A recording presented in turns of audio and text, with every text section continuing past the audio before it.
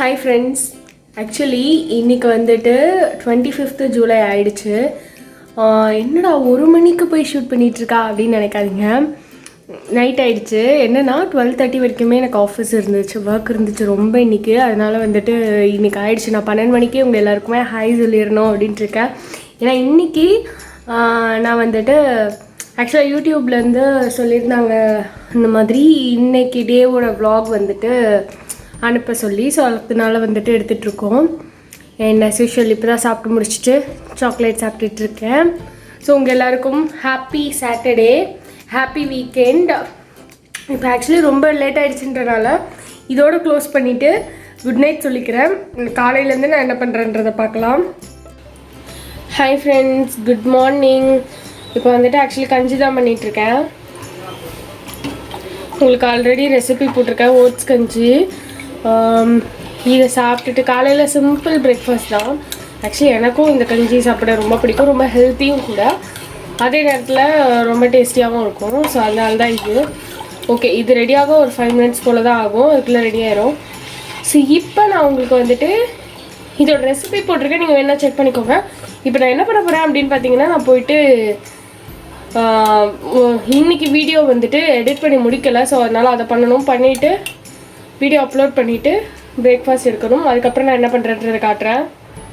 Hi friends, இப்போ நம்ம என்ன பண்ண போகிறோம் அப்படின்னா, நான் என்னோடய ஸ்கின் கேர் ரொட்டீனாக காட்டுறேன். ஏன்னா இன்றைக்கி சாட்டர்டே இல்லையா, ஸோ உங்களுக்கு தெரிஞ்சிருக்கும்.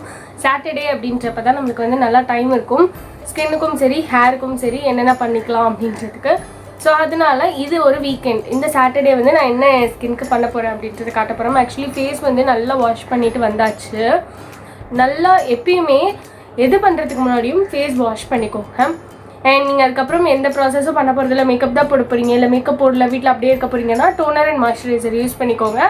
நான் இப்போ வந்துட்டு ப்ளீச் பண்ண போகிறேன். ஸோ அதை தான் உங்களோட அப்படியே ஷேர் பண்ணிக்கலான்னு. நான் என்ன ப்ராடக்ட் யூஸ் பண்ணுறேன் அப்படின்னா, ஆக்ஸி லைஃப், இந்த ப்ராடக்ட் தான் யூஸ் பண்ணுறேன், ஆக்ஸி லைஃப். இந்த ப்ளீச் ப்ராசஸ் வந்துட்டு நான் உங்களுக்கு தனி வீடியோவில் போடுறேன் ஃப்ரெண்ட்ஸ். ஏன்னா ரொம்ப லென்த்தியாக போகுது, அதையும் சேர்த்தா அந்த day in my life vlog. So அதனால் அது தனி வீடியோவில் போடுறேன். ஸோ இப்போ வந்துட்டு ப்ளீச் முடிச்சுட்டேன், என்ன பண்ணுறேன் அப்படின்றத அப்படியே கண்டினியூ பண்ணலாம் வாங்க. ஓகே, இப்போ ப்ளீச் டியூட்டோரியலுக்கான வீடியோ வந்து ஷூட் பண்ணி முடிச்சாச்சு. ஸோ அந்த வீடியோ ப்ராபப்ளி இதுக்கு முன்னாடி போட்டிருக்கலாம், இல்லை இதுக்கு அப்புறம் கூட போடுவேன். இந்த வீடியோ நீங்கள் பார்த்ததுக்கப்புறம் கூட இருந்துக்கலாம். ஸோ எப்படி போட போகிறேன்னு எனக்கே ஐடியா இல்லை. ஸோ இதுக்கு முன்னாடியே போட்டுட்டேன் அப்படின்னா லிங்க் இங்கே கொடுக்குறேன், செக் பண்ணிக்கோங்க. இதுக்கு முன்னாடி போடலை அப்படின்னா அந்த வீடியோ போட்டதுக்கப்புறம் நீங்கள் லிங்க் அட்டாச் பண்ணுறேன், செக் பண்ணிக்கோங்க. ஸோ இப்போ அடுத்தது என்ன பண்ணுறோன்றதை பார்க்கலாம். ஹாய் ஃப்ரெண்ட்ஸ், ஆக்சுவலி இப்போ என்ன பண்ணிகிட்ருக்கேன் அப்படின்னா, அடுப்பை ஆன் பண்ணிவிட்டு அதில் ஒரு கடாயை வச்சு 1 டேபிள் ஸ்பூன் ஆயில் போட்டிருக்கேன். ஆயில் சூடாகிடுச்சு.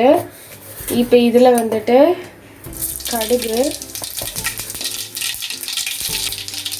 அதுக்கப்புறம் ஜீரகம்,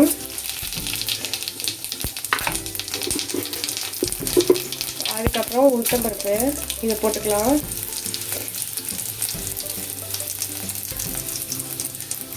இப்போ இதில் வந்துட்டு வெங்காயம் சேர்த்துக்கலாம். நான் 1 வெங்காயம் சேர்த்துருக்கேன்.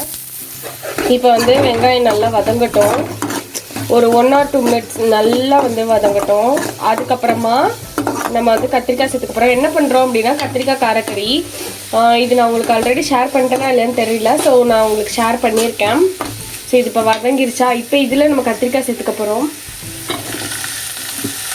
இந்த மாதிரி நீளமாக இப்படி கட் பண்ணி வச்சுருக்கேன் கத்திரிக்காய். ஸோ அதை சேர்த்துக்கலாம்.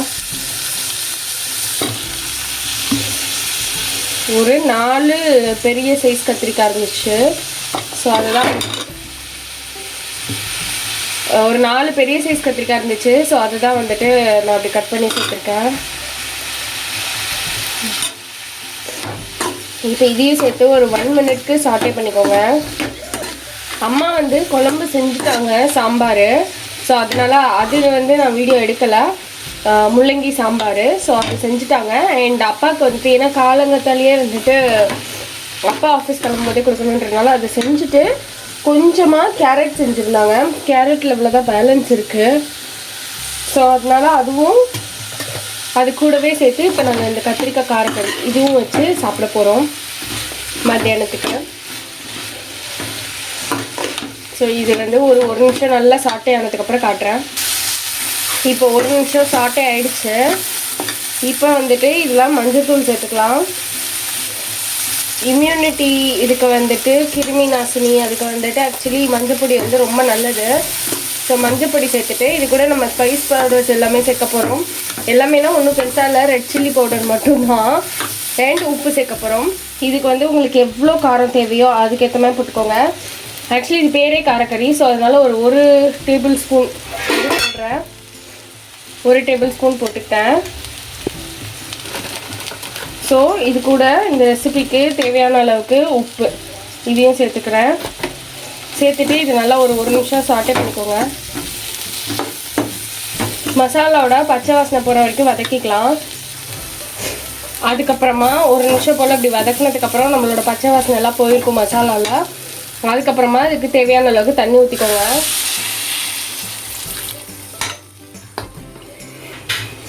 தண்ணி ஊற்றிட்டு இந்த கத்திரிக்காய் வந்துட்டு நல்லா வேகிற வரைக்கும் இருக்கணும். அவ்வளோதான்.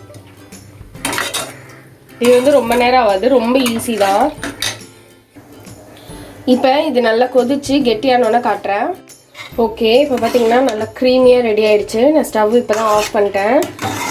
இந்த மாதிரி நல்லா க்ரீமியாக ரெடி ஆனதுக்கப்புறம் நம்மளோட கத்திரிக்காய் காரக்கறி சூப்பராக ரெடி ஆகிடுச்சு. அவ்வளோதான். இந்த மாதிரி தான் க்ரீமியான டெக்ஸ்சரில் தான் இருக்கணும். ஓகே, இப்போ நாங்கள் லஞ்ச் முடிச்சுட்டு உங்களை மீட் பண்ணுறேன்.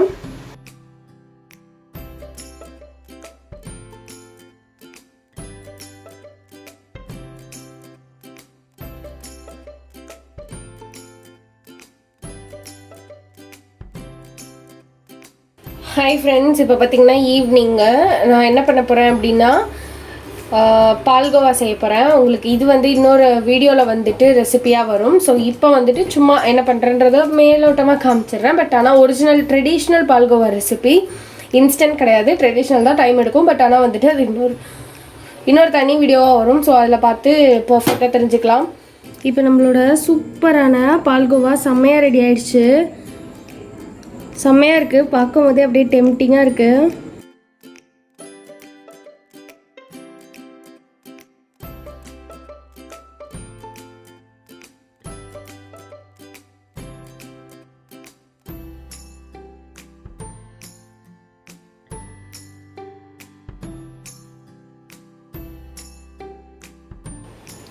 ஹாய் ஃப்ரெண்ட்ஸ், என்னடா பாத்திரம் எப்படி இருக்குன்னு பார்க்காதீங்க. இதுக்கு முன்னாடி ஆக்சுவலாக வந்துட்டு இது செஞ்சுருந்தோம் இல்லையா, பால்கோவா. ஸோ அதே பாத்திரத்தையே எடுத்திருக்கேன். ஏன்னா இப்பயும் பால் வச்சு தான் ஒரு ரெசிபி பண்ணி காட்ட போகிறேன். சிம்பிளாக இருக்க ரெசிபி, ரொம்ப ரொம்ப சிம்பிள். இவ்வளோ தானா அப்படின்னு நீங்கள் நினைக்கிற அளவுக்கு இருக்கக்கூடிய ரெசிபி. ஆனால் வந்துட்டு இது நீங்கள் கடையில் வாங்குறீங்க அப்படின்னா நல்ல காஸ்ட்லியாக இருக்கும். ஓகே, இப்போ ஒரு 5 நிமிஷம் போல் ஆகிடுச்சு. ஓகே, இப்போ இதுதான் இன்றைக்கி எங்களோட டின்னரு. தோசை, அதுக்கப்புறமா மத்தியானம் வச்ச சாம்பார். ஸோ இதை சாப்பிட்டு நாங்கள் என்ஜாய் பண்ண போகிறோம். நீங்களும் வந்துட்டு எப்படி போச்சு இன்றைக்கி vlog அப்படின்றதுலாம் எனக்கு கமெண்ட்டில் சொல்லுங்கள்.